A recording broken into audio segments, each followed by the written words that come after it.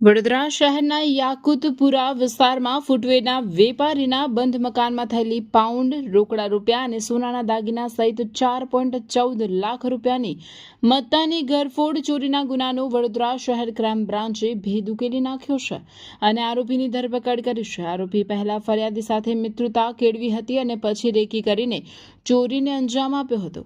વડોદરા શહેરના યાકુતપુરા વિસ્તારમાં રહેતા અને રાવપુરા ખાતે લંડન શૂ નામની ફૂટવેર દુકાન ચલાવતા વસીમ અહેમદ મકસૂદ અહેમદ મલિકે સિટી પોલીસ સ્ટેશનમાં નોંધાવેલી ફરિયાદ મુજબ તારીખ 24 એપ્રિલ 2026ના રોજ તેમની દાદીનું હાલોલ ખાતે અવસાન થતાં તેઓ પરિવાર સાથે બપોરે ત્યાં ગયા હતા. ત્યારબાદ તારીખ 25 એપ્રિલ 2026ના રોજ સવારના સમયે દાદીના અંતિમ સંસ્કાર યાકુતપુરા ખાતે કરવા માટે પરિવાર સાથે પરત આવ્યા હતા. વિધિ પૂર્ણ કર્યા બાદ તેઓએ બપોરે આશરે 12:30 વાગ્યે મકાને તાળું મારી સામેવાળા અમીન સાહેબને ચાવી સોંપી ફરી હાલોલ જવા નીકળી ગયા હતા. તારીખ 27 એપ્રિલ 2026ના રોજ સાંજે તેઓ ઘરે પરત આવ્યા અને તારીખ 30 એપ્રિલ 2026ના રોજ પરિવારના અન્ય સભ્યો પણ ઘરે આવ્યા. આ દરમિયાન તેમની માતા અને બહેન દ્વારા તિજોરીની ચાવી શોધવા છતાં ન મળતા રાત્રે આશરે 10 વાગ્યે કારીગર બોલાવી તિજોરીનું લોક તોડવામાં આવ્યું હતું.